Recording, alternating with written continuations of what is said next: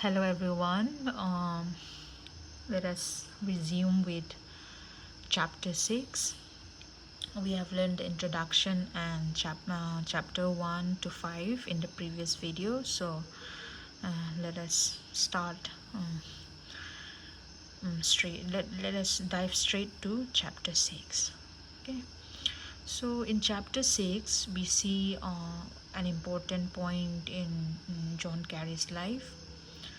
After completing his Oxford degree, he faces many difficult questions that many students should face, right?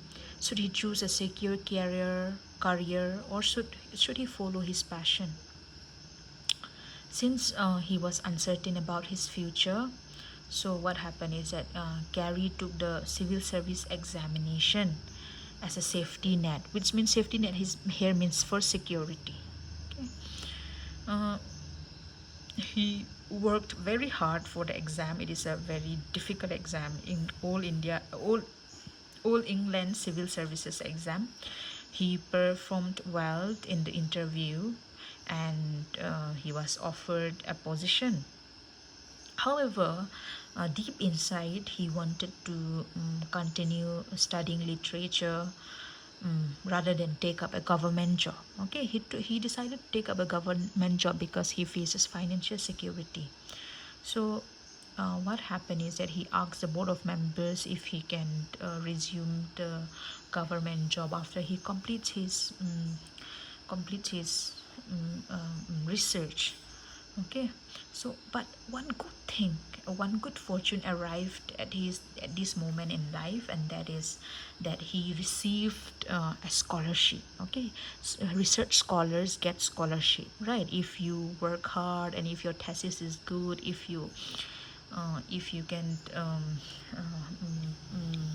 pass few exams, then you will receive a huge amount of scholarships that can help you sustain for your own daily activities. Okay, so good fortune arrived. He received the Hemsworth scholarship, so which made it possible for him to continue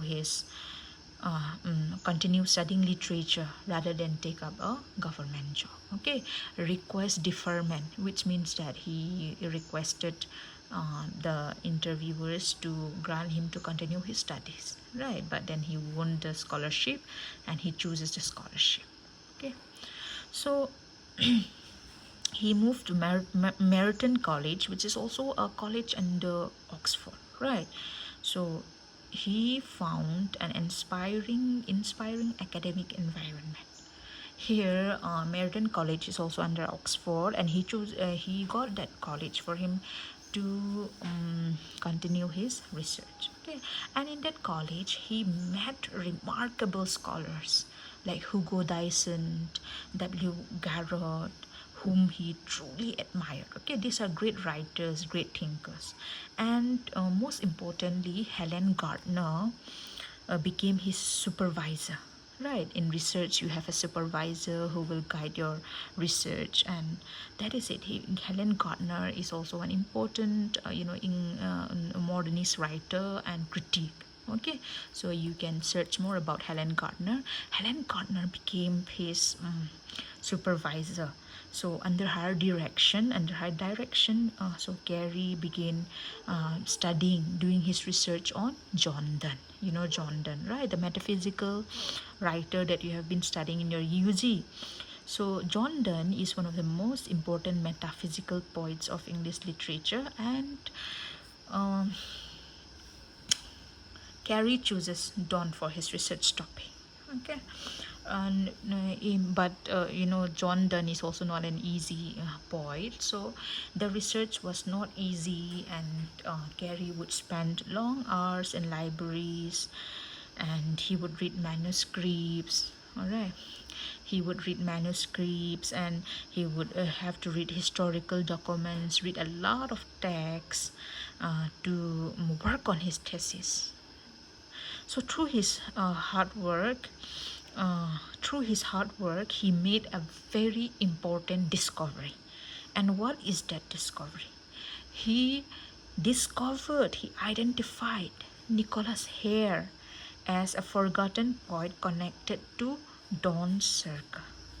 Okay, he through hard work, because he read a lot of books, he discovered something which has not been discovered yet. Nicholas Hare, he discovered that Nicholas Hare also belongs to one of Dawn's circles, and so he brings a comparison to Nicholas Hare and John Donne, and this discovery was published, and it increases Carey's reputation as a serious scholar.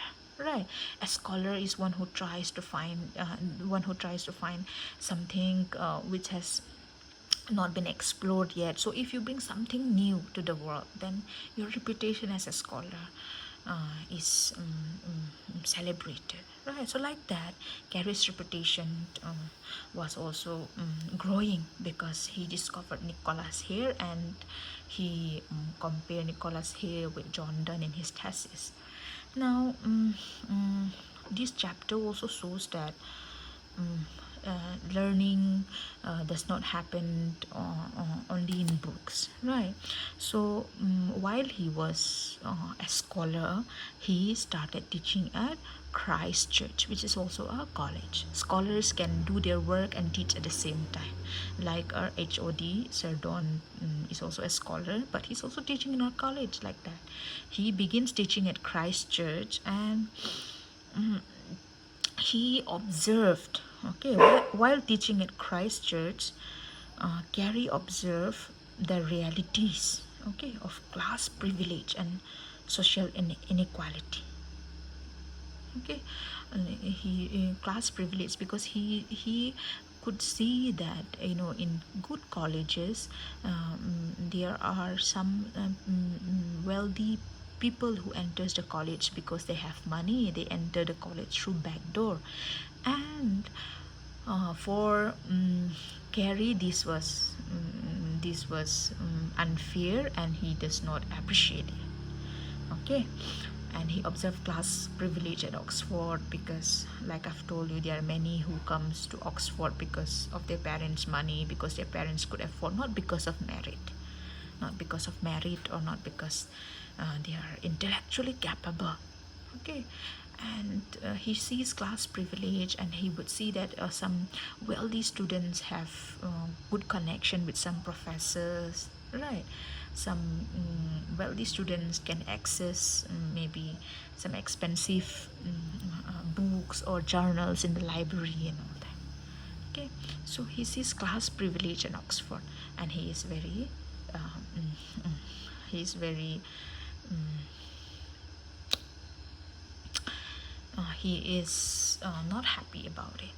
Okay, and then one good thing is that while he was teaching in Christ Church, he met influential thinkers like W.H. Auden, a poet who wrote about the unknown citizen and all that, right? And Christopher Hill, and being closely connected with influential figures like Auden and Christopher Hill, we see how John Carey has broadened his learning and horizons. Okay, so while he was teaching at Christ Church, and he was a scholar, he met Jill or Gil, I don't know. Right, he met and Gil, and he marries her, and Jill brought happiness and stability to his life. And what happened is that from Christ College, he moves to Balliol College. Okay, and in Balliol College, see, he's a research scholar, and he has moved on from college to college. Okay, and in Balliol College, he found a more welcoming academic atmosphere, and he is really pleased with it. Okay, so why is chapter 6 significant, or why is it important? Because it marks the beginning of Carey's scholarly career, right? That lesson teaches us that success often comes from taking risks, following one's passion, and working hard. Right, he worked hard. He followed his passion, though he got a government job, and then his thesis was not an easy one, but he worked tirelessly, working day in, day out, reading manuscripts, right? So it teaches us that success comes from taking risks, following one's passions, and working hard. Okay, so this chapter also highlights the importance of mentors and fellow friends and who added to his learning.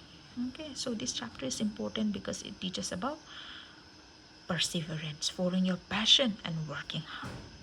Okay, and building your reputation. uh, Chapter 7 is Cablet or Cabbled, I don't know, Cabble, let's call it Cabble. Okay. Chapter 7 presents one of the happiest and most fulfilling periods of Carrie's life.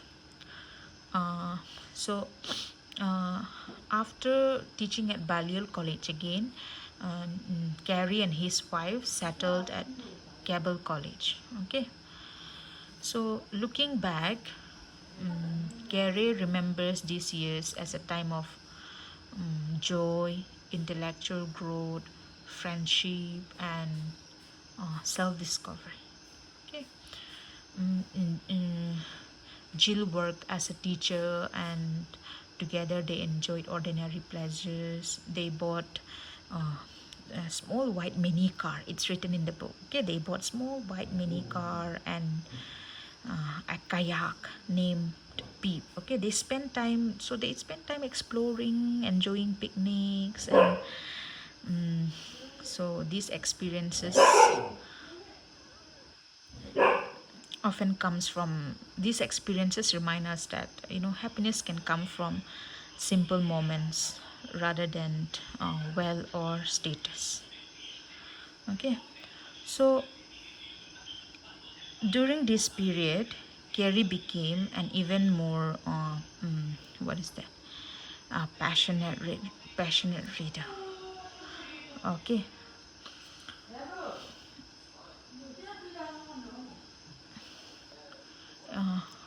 So he immersed himself in the works of great European novelists such as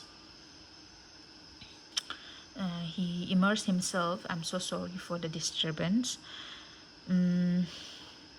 So during this period, Carey became an even more passionate reader.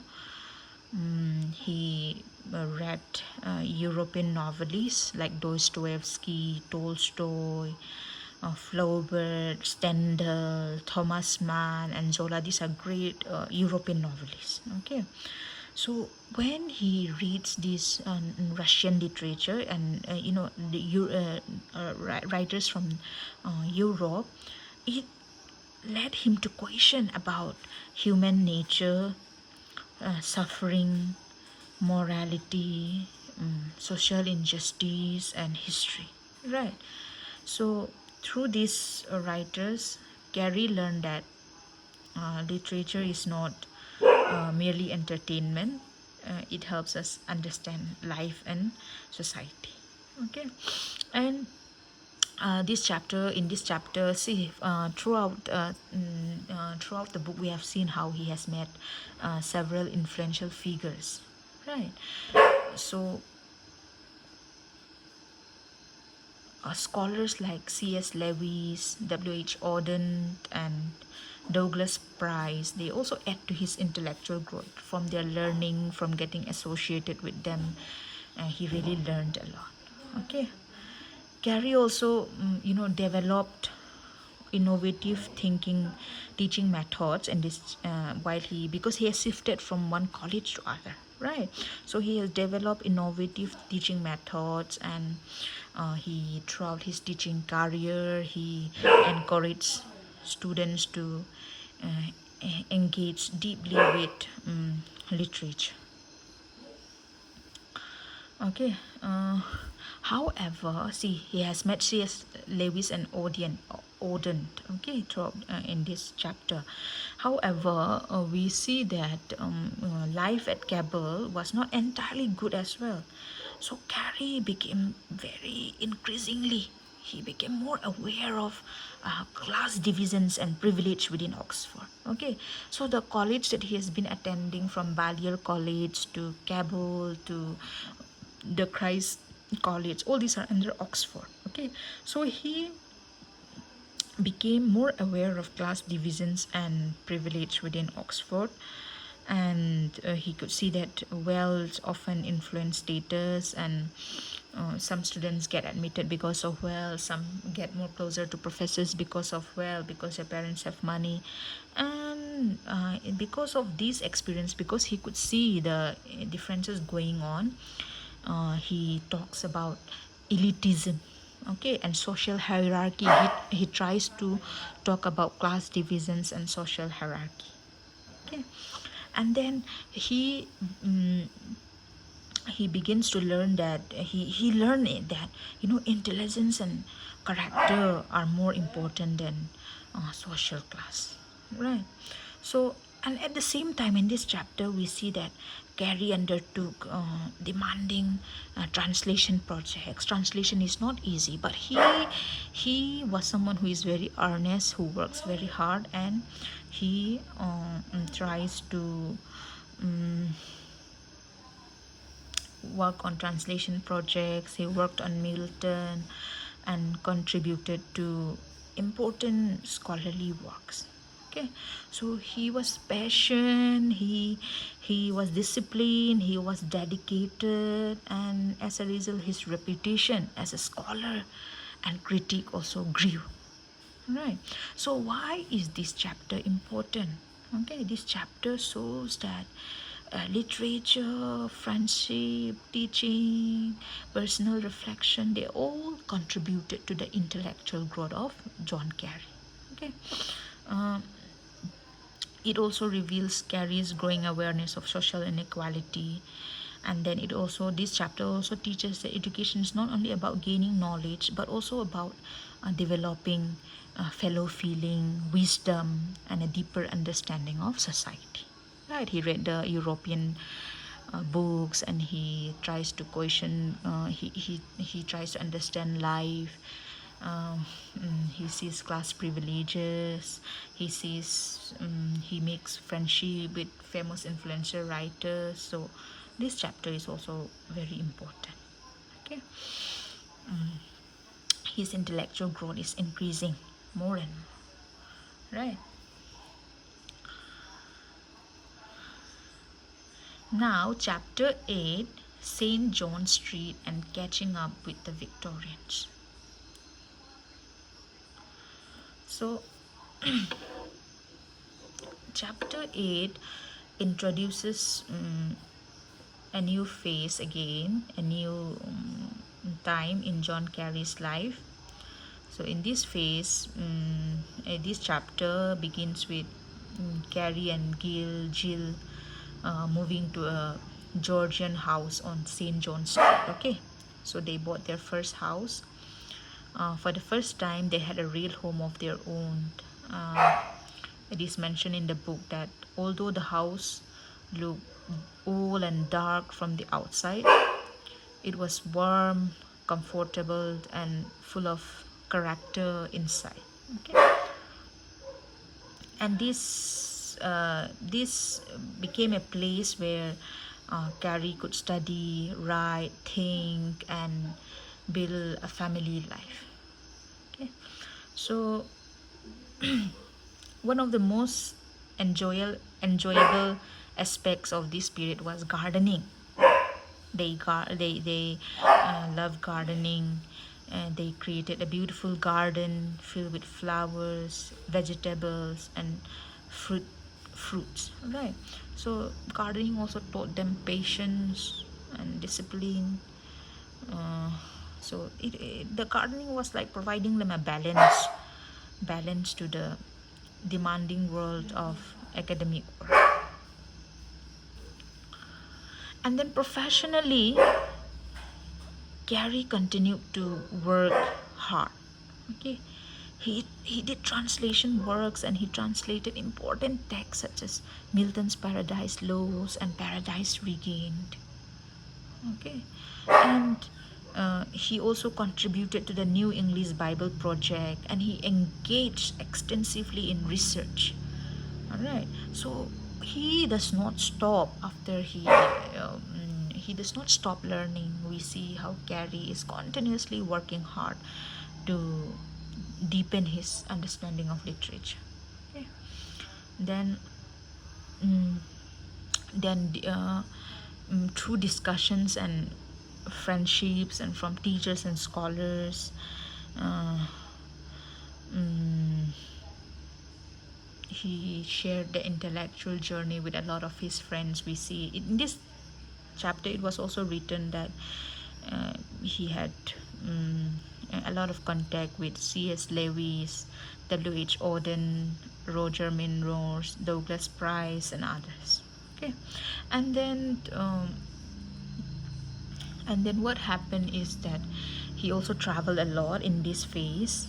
He took trips to Italy, Spain, France, and other places, uh, and that those travels expose him to different cultures, histories, and ways of life. Okay, so travel broaden his perspective and enrich his understanding of literature and human experience. Okay, and the main focus of this chapter is John Carey's engagement with Victorian writers and thinkers. As you see the chapter St. John Street and catching up with the Victorians. Okay, he studied figures such as Francis Bacon, Thomas Hobbes, John Milton, Tennyson, Marvell, Dickens, Eliot, and others. So their works, the works of Victorian writers as well as the writers before that, helped him explore questions about society, about fate, about reason, about morality, about nature, human nature.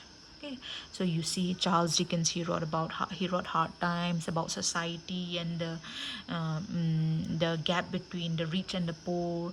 And then you learned about George Eliot. You learn about, many of the Victorian writers talk about society in black, right? So, and then not only the Victorian writers, but then the writers like Bacon, Hobbes, Milton, and Tennyson helped him question uh, society, faith, morality, etc. Okay, so through these readings, Gary learned to connect literature with history and everyday life. Okay, and at the same time, because he was in and around Oxford University, he became more and more aware of privilege and inequality. So, but because of his experience, he believed and he advocated that education should be based on merit, should be based on capability rather than one social background. This is what he really advocated for. Okay, education based on merit.